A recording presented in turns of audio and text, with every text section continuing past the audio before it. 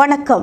புதுவை மற்றும் அதனை சுற்றியுள்ள பகுதிகளில் நடைபெற்ற பல்வேறு நிகழ்வுகளை விரிவாக காண்பதற்கு முன்பு தலைப்புச் செய்திகளை காண்போம். போலி மருந்து தொழிற்சாலை விவகாரத்தில் ரங்கசாமி தலைமையிலான அரசு பதவி விலக வேண்டும். மார்க்சிஸ்ட் கம்யூனிஸ்ட் கட்சி அரசியல் தலைமை குழு உறுப்பினர் பாலகிருஷ்ணன் வலியுறுத்தல். முன்னாள் முதலமைச்சர் வெங்கட சுப்பா ரெட்டியார் பிறந்த நாள், காங்கிரஸ் கட்சி சார்பில் மரியாதை. மத்திய அமைச்சரை சந்தித்து போலி மருந்து தொழிற்சாலை அதிபருக்கு கடன் தர சிபாரிசு செய்தவர் சபாநாயகர் செல்வம், முன்னாள் முதலமைச்சர் நாராயணசாமி பரபரப்பு குற்றச்சாட்டு. இனி விரிவான செய்திகள். முன்னாள் முதலமைச்சர் வெங்கட சுப்பா ரெட்டியார் பிறந்த நாளை முன்னிட்டு அவரது சிலைக்கு காங்கிரஸ் கட்சி சார்பாக மாலை அணிவித்து மரியாதை செலுத்தப்பட்டது.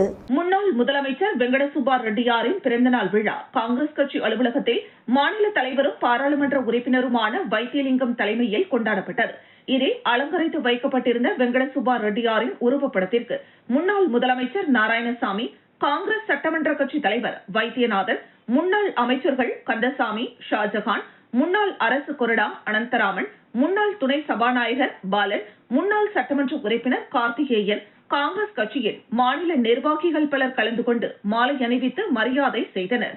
தொடர்ந்து கடலூர் சாலையில் உள்ள வெங்கட சுப்பா ரெட்டியார் சிலைக்கு மாநில தலைவர் வைத்தியலிங்கம் தலைமையில் முன்னாள் முதலமைச்சர் நாராயணசாமி, காங்கிரஸ் சட்டமன்ற கட்சி தலைவர் வைத்தியநாதன், முன்னாள் அமைச்சர்கள், முன்னாள் சட்டமன்ற உறுப்பினர்கள், காங்கிரஸ் கட்சி மாநில நிர்வாகிகள் மாலை அணிவித்து மலர் தூவி மரியாதை செய்தனர்.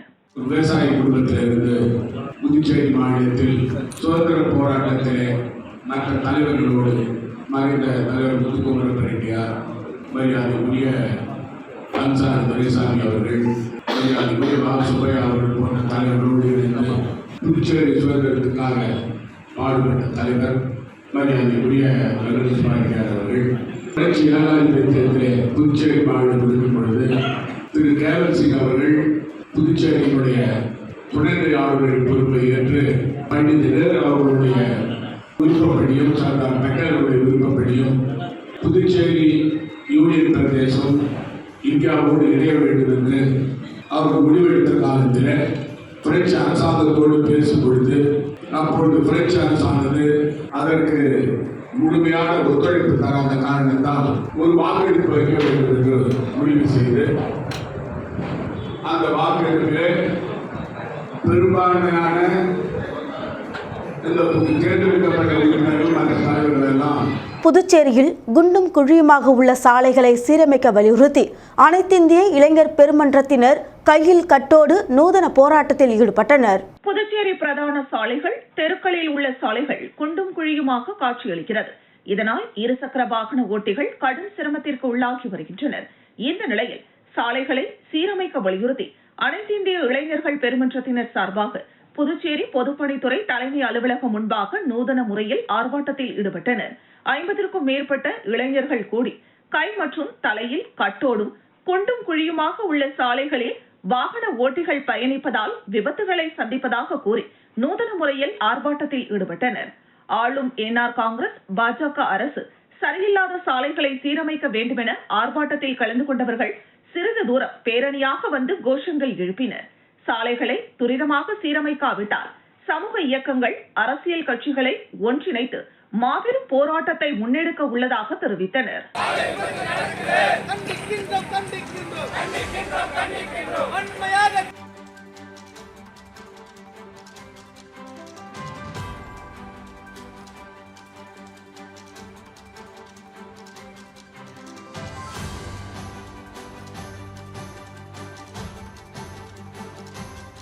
போலி மருந்து தொழிற்சாலை அதிபருக்காக மத்திய நிதியமைச்சர் நிர்மலா சீதாராமனை சந்தித்து வங்கியில் 100 கோடி ரூபாய் கடன் தர சபாநாயகர் செல்வம் சிபாரிசு செய்ததாக முன்னாள் முதலமைச்சர் நாராயணசாமி தெரிவித்துள்ளார். புதுச்சேரியில் செய்தியாளர்களை சந்தித்த முன்னாள் முதலமைச்சர் நாராயணசாமி போலி மருந்து விவகாரத்தில் 10,000 கோடி ரூபாய் ஊழல் நடந்ததாகவும் இதற்கு சிபிஐ விசாரணை கோரி ஆளுநரிடம் மனு அளித்ததாகவும் தெரிவித்தார். நடவடிக்கை எடுக்காததால் டெல்லியில் போராட்டம் நடத்தி புதுச்சேரி என்ஆர் காங்கிரஸ் பாஜக அரசை கலைக்க வலியுறுத்தியதாக தெரிவித்த அவர் போலி மருந்து விவகாரத்தில் முதலமைச்சர் ரங்கசாமி, அமைச்சர் நமச்சிவாயம், சபாநாயகர் செல்வம் மற்றும் பாஜக தலைவர்களுக்கு தொடர்பு உள்ளது என குற்றம் சாட்டினார். இதில் சபாநாயகர் செல்வம் தற்போது போலி மருந்து உரிமையாளர் ராஜாவை டெல்லி அழைத்து சென்றுள்ளதாக தெரிவித்த அவர், மத்திய நிதியமைச்சர் நிர்மலா சீதாராமனை சந்தித்து 100 கோடி ரூபாய் கடன் தர சிபாரிசு செய்துள்ளதாகவும், அதையடுத்து வங்கியில் 85 கோடி ரூபாய் வரை கடன் தர ஏற்பாடு நடந்த நிலையில் தற்போது போலி மருந்து விவகாரத்தில் சிக்கியதால் கடன் தரப்படவில்லை என தெரிவித்தார். போலி மருந்து விவகாரத்தில் சபாநாயகருக்கு நேரடி தலையீடு உள்ளதாகவும் முன்னாள் முதலமைச்சர் நாராயணசாமி குற்றம் சாட்டினார். அது மட்டுமல்ல, புதுச்சேரி மாநிலத்தில் இந்த போலி மாத்திரைகள் மருந்து கடையில் விற்கப்படுகிறது. ஆகவே அதிலே போலி மாத்திரைகள் எல்லாம் அங்கே சோதனை செய்து அவர்களை வெளியில எடுக்க வேண்டும் என்று கேட்டோம். ஆனால் துணைநிலை ஆளுநர் அவர்கள் அதற்கு நடவடிக்கை எடுக்கவில்லை. ஆகவே நாங்கள் டெல்லி சென்றிருந்த சமயத்தில் புதுச்சேரி மாநில காங்கிரஸ் கட்சியுடைய தலைவர்களும் தொண்டர்களும், காங்கிரஸ் கட்சியுடைய தலைவர் வைத்திலிங்கம் அவர்கள் தலைமையில தமிழ்நாடு காங்கிரஸ் கமிட்டி தலைவர்களும் அதில் கலந்து கொண்டார்கள். நாங்கள் ஒரு ஆர்ப்பாட்டத்தை ஜந்தர் மந்தரில் நடத்தினோம். மத்தியில் உள்ள மோடி அரசாங்கம் புதுச்சேரி மாநிலத்தில் உள்ள என்ஆர் பாஜக ஆட்சியை டிஸ்மிஸ் செய்ய வேண்டும். சுமார் 10,000 கோடி ரூபாய்க்கு மேல் இந்த 4.5 ஆண்டுகளிலே மருந்து மாத்திரைகள் போலியாக தயாரித்து சன்பார்மா கம்பெனி, ரெட்டிலேப் போன்ற கம்பெனிகளுடைய மருந்துகளோடு சேர்த்து திரு ராஜா அவர்கள் விநியோகம் செய்திருக்கிறார். இதிலே பாரதிய ஜனதா கட்சியினுடைய பொறுப்பாளர்கள் சம்பந்தப்பட்டிருக்கிறார்கள். இது முதலமைச்சருடைய துறை. முதலமைச்சர் ரங்கசாமிக்கு இதில் தொடர்பு இருக்கிறது. ஆகவே இது சிபிஐ விசாரணை வைக்க வேண்டும் என்று ஆர்ப்பாட்டம்.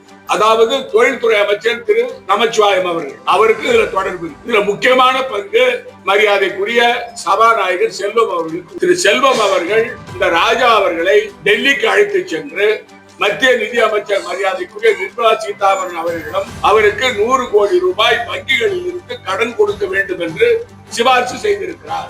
வில்லியனூர் பகுதியில் கஞ்சா விற்பனை செய்த 2 பேரை காவல்துறையினர் கைது செய்தனர். வில்லியனூர் ராம பரதேசி சித்தர் கோவில் அருகே கஞ்சா விற்பனை செய்யப்படுவதாக காவல்துறையினருக்கு தகவல் வந்திருந்தது. அதன் அடிப்படையில் உதவி ஆய்வாளர் திருமுருகன் மற்றும் காவல்துறையினர் அங்கு விரைந்து சென்று கஞ்சா விற்பனை செய்த 2 பேரை பிடித்து விசாரணை மேற்கொண்டனர். விசாரணையில் அவர்கள் வில்லியனூர் நரிக்குறவர் பூவரசன் வேல்ராம்பட்டு பகுதியை சேர்ந்த உதயகுமார் என்பது தெரிய வந்தது. இவர்கள் 2 பேரையும் காவல்துறையினர் கைது செய்து விற்பனைக்காக பதுக்கி வைத்திருந்த கஞ்சா பொட்டலங்களை பறிமுதல் செய்தனர். மேலும் கோவில் அருகே கஞ்சா விற்பனை செய்யப்படுவது அப்பகுதி மக்களிடையே அச்சத்தை ஏற்படுத்தியுள்ளது.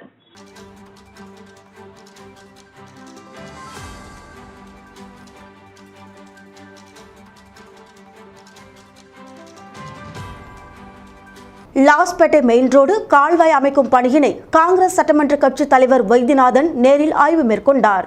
லாஸ்பேட்டை தொகுதியில் தொடர்ந்து பொதுமக்களின் அடிப்படை வசதிகள் அனைத்தையும் நிறைவேற்றி மக்கள் தற்போது சாலைகள், வாய்க்கால் வசதிகளை பயன்படுத்தி வருகின்றனர். அந்த வகையில் லாஸ்பேட்டை பகுதியில் நீண்ட நாள் கோரிக்கையாக முக்கிய பிரதான சாலையில் கால்வாய் சீரமைக்கும் பணி நடைபெற்று வருகிறது. இதனை தொகுதியின் சட்டமன்ற உறுப்பினரும் காங்கிரஸ் சட்டமன்ற கட்சி தலைவருமான வைத்தியநாதன் நேரடியாக சென்று கால்வாய் அமைக்கும் பணிகளை பார்வையிட்டு அதிகாரிகளிடம் பணிகள் குறித்து கேட்டறிந்தார். தொடர்ந்து விரைவாக இப்பணிகளை முடிக்குமாறு அதிகாரிகளுக்கு காங்கிரஸ் சட்டமன்ற கட்சி தலைவர் வைத்தியநாதன் உத்தரவிட்டார். இந்த ஆய்வின் போது துறை அதிகாரிகள், காங்கிரஸ் கட்சி நிர்வாகிகள், கமலா அறக்கட்டளை நிர்வாகிகள் உட்பட பலரும் கலந்து கொண்டனர்.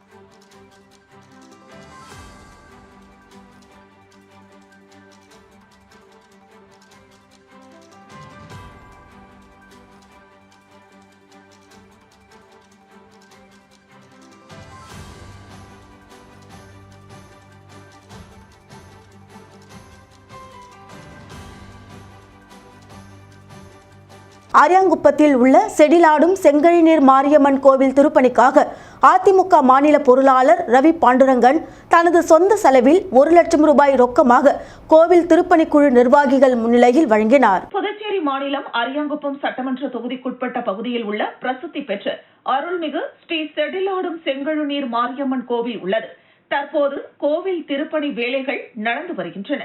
அந்த திருப்பணி வேலைகள் சிறப்பாக செயல்பட வேண்டும் என்ற நோக்கத்தில் அதிமுக மாநில பொருளாளர் ரவி பாண்டுரங்கன் கோவில் திருப்பணிகள் எந்த அளவிற்கு நடைபெற்றுக் கொண்டிருக்கிறது என்று நேரில் சென்று பார்வையிட்டு பிறகு திருப்பணிகள் சிறப்பாக செயல்பட வேண்டும், அதற்காக என்னுடைய பங்களிப்பு என்று 1 லட்சம் ரூபாய் ரொக்கமாக கோவில் நிர்வாகத்தில் செயல்பட்டுக் கொண்டிருக்கும் திருப்பணிக்குழு நிர்வாகிகள் முன்னிலையில் வழங்கினார். இந்த நிகழ்ச்சியில் கட்சியின் பொறுப்பாளர்கள், ஊர் முக்கியஸ்தர்கள் பலரும் கலந்து கொண்டனர். ரவி பாண்டுரங்கனுக்கு கோவிலின் சார்பில் மாலை அணிவித்து பொன்னாடை போர்த்தி மரியாதை செய்யப்பட்டது.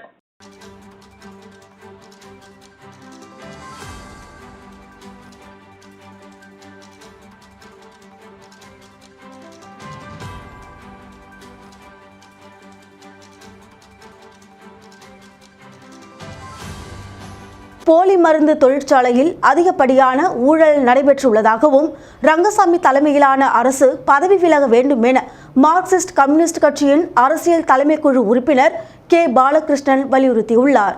புதுச்சேரியில் மார்க்சிஸ்ட் கம்யூனிஸ்ட் கட்சி அலுவலகத்தில் கட்சியின் அரசியல் தலைமைக்குழு உறுப்பினர் கே பாலகிருஷ்ணன் செய்தியாளர்களுக்கு பேட்டியளித்தார். போலி மருந்து தொழிற்சாலையில் அதிகப்படியான ஊழல் நடந்துள்ளது.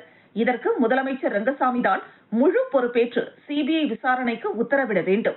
ரங்கசாமி தலைமையிலான அரசு பதவி விலக வேண்டும். முதலமைச்சர் தனது பதவியை ராஜினாமா செய்ய வேண்டும். இதை கண்டித்து ஜனவரி 5ஆம் தேதி மறியல் மற்றும் சட்டமன்ற முற்றுகை போராட்டம் நடத்தப்படும் எனவும் பாலகிருஷ்ணன் கூறினார். உண்மையில் பாஜக தான் பயந்துள்ளனர். திமுக கூட்டணி பலமாக உள்ளது. அதிமுக சொந்த பலத்தை இழந்துவிட்டது. பாஜகவும் பழைய நிலையில் இல்லை. தேர்தலுக்கு பிறகு பலமிழந்து விடும். பாஜக அதிமுக கூட்டணி 3வது இடத்திற்கு செல்லும் என்றார். திருப்பரங்குன்றத்தில் இருப்பது மலைகளின் அளவை அளப்பதற்கான அளவை கல், தீபம் ஏற்றுவதற்கான தூண் அல்ல. இதுவரை அங்கு ஏற்றியதும் இல்லை. நீதிபதிகள் தனிக்காட்டு ராஜா போல் செயல்படுகின்றனர். காலம் காலமாக தீபம் ஏற்றும் இடத்தில் மக்கள் தீபம் ஏற்றிவிட்டுதான் செல்கின்றனர். மக்கள் தீபம் ஏற்ற இடம் கேட்கவில்லை. திருப்பரங்குன்றத்தை ஒரு அயோத்தி போல மாற்ற பாஜகவினர் முயற்சிக்கின்றனர் என பாலகிருஷ்ணன் குற்றம் சாட்டினார். பிரச்சனை என்னன்னா, அந்த தீப தூண்ங்கிறது தீபம் ஏத்துறதுக்கான தூணா, அதுக்கு என்ன இதுங்கிறதெல்லாம் பெரிய ஆய்வுல இருக்காங்க. அது என்ன சொல்றாங்கன்னா, பல்வேறு மலைகளை அளப்பதற்கு வைக்கக்கூடிய ஒரு அளவை கல் அது. அங்க தீபம் எந்த காலத்திலும் ஏத்துனதே இல்லை. இப்ப போய் தனி நீதிபதி அந்த தீபத்தூள்ல போய் ஏத்து நீ ஏன் உத்தரவு போடுற? அதுக்கு என்ன முகாந்திரம் இருக்கு? ரெண்டும் சொல்ற, நாங்க ஏத்துன்னு சொன்னேன், நீ ஏன் ஏத்த அமுல்படுத்தல, ஆகவே உங்க மேல் நடவடிக்கை எடுக்குவாங்க. அவங்க என்ன சொல்றாங்க, அந்த இடம் தர்காவுக்கு பக்கத்துல இருக்கு. அங்க போய் தீபத்துல தூணி ஏத்த போனா தர்காவுக்கு இவங்களுக்கும் பிரச்சனை வரும். எனவே ஒரு சட்டம் ஒழுங்கு ஏற்படுங்கிறதுனால நாங்க ஏத்தல அப்படின்னு இவங்க சொல்றாங்க. சட்டம் ஒழுங்கு ஏற்படும், அதை கட்டுப்படுத்த வேண்டிய ஓம் பொறுப்பு தான். என் உத்தரவு தான் நிறைவேற்றணும். ஒரு ஜனி நீதிபதி இப்படியா ஒரு தனி நீதிபதி நீதிமன்றத்தில் ஆர்கியூ பண்றாரு? வில்லியனூர் தொகுதி முழுவதும் 2026ஆம் ஆண்டிற்கான காலண்டர் மற்றும் சர்க்கரை வழங்கி புத்தாண்டு வாழ்த்துக்கள் கூறி இந்த நிகழ்ச்சியை தொகுதியின் சட்டமன்ற உறுப்பினர் சிவா துவக்கி வைத்தார். வருகிற 2026 புத்தாண்டை வரவேற்கும் விதமாக புதுச்சேரி சட்டப்பேரவை எதிர்க்கட்சி தலைவரும் திராவிட முன்னேற்ற கழகத்தின் புதுச்சேரி மாநில அமைப்பாளரும் வில்லியனூர் தொகுதியின் சட்டமன்ற உறுப்பினருமான சிவா தொகுதிக்குட்பட்ட அனைத்து பகுதிகளுக்கும் 2026ஆம் ஆண்டிற்கான காலண்டர் மற்றும் சர்க்கரை வழங்குவதற்கு ஏற்பாடு செய்யப்பட்டு தொகுதிக்குட்பட்ட முத்துப்பிள்ளைப்பாளையம் புதுநகர் பகுதியில் வீடு வீடாக சென்று காலண்டர் மற்றும் சர்க்கரை வழங்கும் நிகழ்ச்சியை தொகுதி மக்களுக்கு புத்தாண்டு வாழ்த்துக்கள் கூறி துவக்கி வைத்தார்.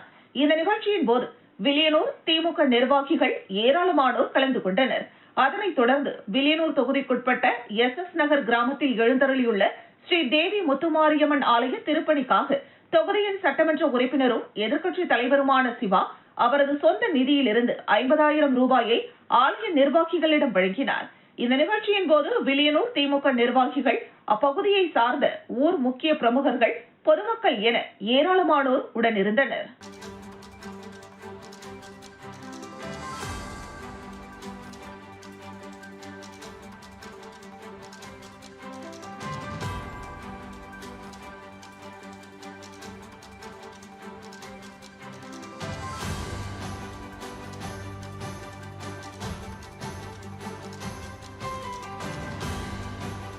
நூற்று 140 வழக்குகள் நிலுவையில் உள்ள திருடனை பிடிக்க முடியாமல் தேடப்படும் குற்றவாளியாக கர்நாடகா மற்றும் தமிழக காவல்துறையினரால் அறிவிக்கப்பட்ட பலே கில்லாடி புதுச்சேரியில் செயின் பறிப்பில் ஈடுபட்ட போது கைது செய்யப்பட்டார். புதுச்சேரியில் கடந்த 7ஆம் தேதி தட்டாஞ்சாவடி தொழிற்பேட்டை பகுதியில் நடந்து சென்ற பெண்ணிடம் இருசக்கர வாகனத்தில் வந்த மர்ம நபர்கள் 1 பவுன் தங்கச் சங்கிலியை பறித்து சென்றனர்.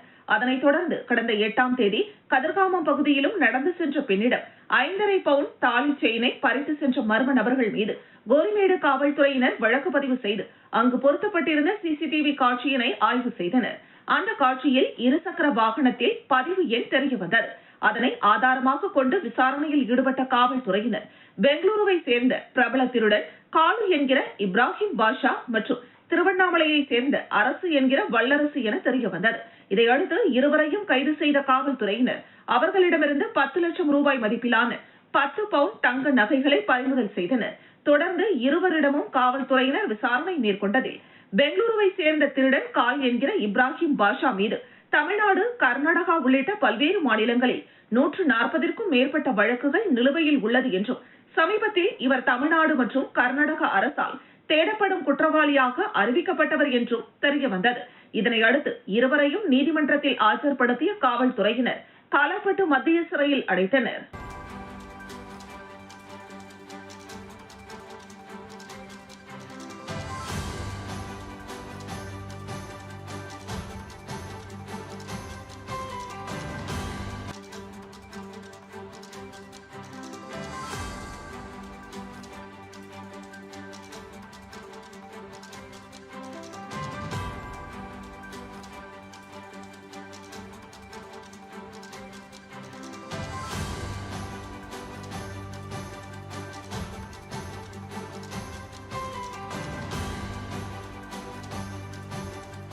எதிர் வருகின்ற ஆங்கில புத்தாண்டை முன்னிட்டு சமூக சேவகரும் பாரதிய ஜனதா கட்சியின் மாநில செயலாளருமான ராமு தலைமையில் பொதுமக்களுக்கு நாட்காட்டி வழங்கப்பட்டது.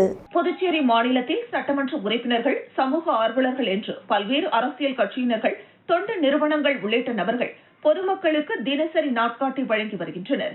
அதன் ஒரு பகுதியாக மணவெளி சட்டமன்ற தொகுதிக்குட்பட்ட தவளக்குப்பம் அடுத்துள்ள கொருக்குமேடு மற்றும் காசாந்திட்டு, ஆண்டியார்பாளையம் உள்ளிட்ட பகுதிகளில் சமூக ஆர்வலரும் பாரதிய ஜனதா கட்சியின் மாநில செயலாளருமான ராமுவின் தலைமையில் வீடு வீடாக சென்று அனைவரையும் சந்தித்து வருகிற 2026ஆம் ஆண்டிற்கான கேலண்டர் என்று அழைக்கப்படும் நாட்காட்டி மற்றும் கிஃப்ட் பாக்ஸ் கொடுத்து புத்தாண்டு வாழ்த்துக்களை தெரிவித்தும் வருகிற 2026ஆம் ஆண்டு சட்டமன்ற தேர்தலில் எனக்கு ஒரு வாய்ப்பு கொடுங்கள் என்று பொதுமக்களிடையே வாக்குகளை சேகரித்து வருகிறார்.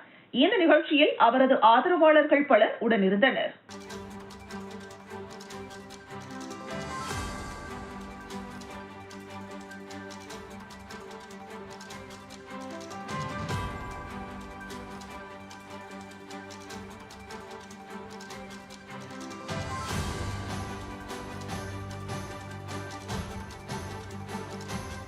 ரெட்டியார்பாளையம் பகுதியில் மின்கம்பி விழுந்து மின்சாரம் தாக்கியதில் 3 நாய்கள் பரிதாபமாக உயிரிழந்தன. புதுச்சேரி ரெட்டியார்பாளையம் லாம்போட் சரவணன் நகரில் 100ற்கும் மேற்பட்ட குடியிருப்புகள் உள்ளன. இந்த நிலையில் அங்கு சுற்றித் திரிந்த 3 தெருநாய்கள் அப்பகுதியில் உள்ள வாய்க்காலில் மின்சாரம் தாக்கி உயிரிழந்ததாக தகவல் அறிந்ததன் அடிப்படையில் காவல்துறையினர் மற்றும் மின்சார ஊழியர்கள் அப்பகுதிக்கு சென்று உயிரிழந்த நாய்களை மீட்டு விசாரணை மேற்கொண்டனர். அப்போது வாய்க்காலில் மின்கம்பி அறுந்து விழுந்துள்ளதால் அதை அறியாமல் சென்ற 3 தெருநாய்கள் உயிரிழந்தது கண்டறியப்பட்டுள்ளது. இதுகுறித்து ரெட்டியார்பாளையம் காவல்துறையினர் விசாரணை மேற்கொண்டு வருகின்றனர். மின்கம்பி தவறுதலாக அறுந்து விழுந்ததா அல்லது வேறு ஏதேனும் காரணம் உள்ளதா என காவல்துறையினர் விசாரணை மேற்கொண்டு வருகின்றனர்.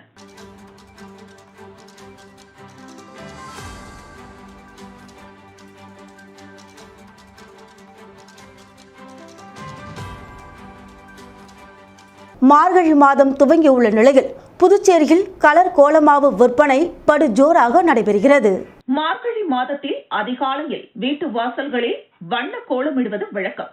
அதன்படி மார்கழி மாதம் பெண்கள் கலர் மாவால் வண்ண கோலம் போடுவதில் ஆர்வம் காட்டி வருகின்றனர். இதனால் மார்கழி மாதத்தில் கடைகளில் கலர் கோலமாவு விற்பனை அதிக அளவில் இருக்கும்.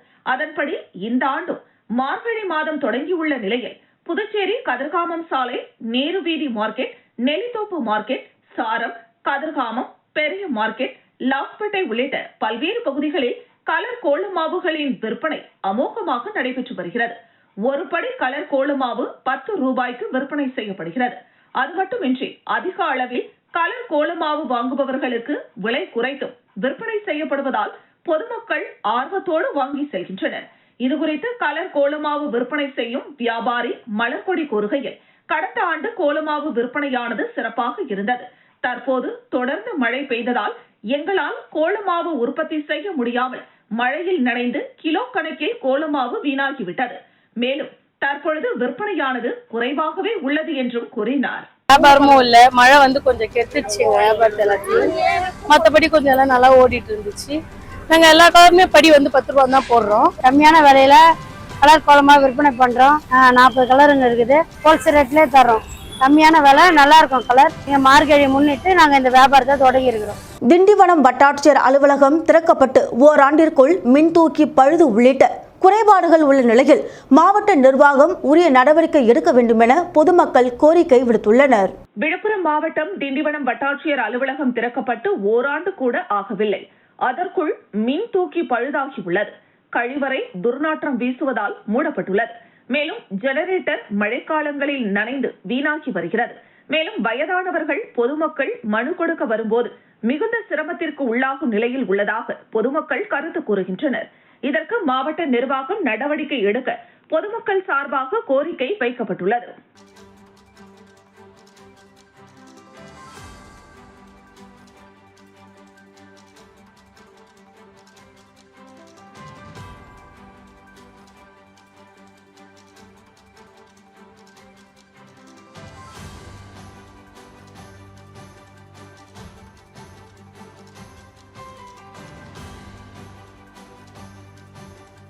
மீண்டும் தலைப்புச் செய்திகள்.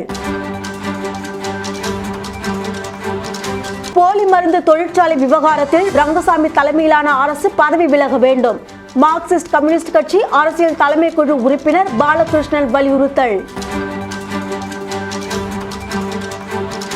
முன்னாள் முதலமைச்சர் வெங்கட சுப்பா ரெட்டியார் பிறந்த நாள் காங்கிரஸ் கட்சி சார்பில் மரியாதை. மத்திய அமைச்சரை சந்தித்து போலி மருந்து தொழிற்சாலை அதிபருக்கு கடன் தர சிபாரிசு செய்தவர் சபாநாயகர் செல்வம். முன்னாள் முதலமைச்சர் நாராயணசாமி பரபரப்பு குற்றச்சாட்டு. இத்துடன் செய்திகள் நிறைவடைகின்றது. உங்களிடமிருந்து விடைபெறுவது ஜானகி. செய்திகளை உடனுக்குடன் தெரிந்து கொள்ள கமலா தொலைக்காட்சியின் சமூக வலைதளத்தை பின்பற்றவும். நன்றி, வணக்கம்.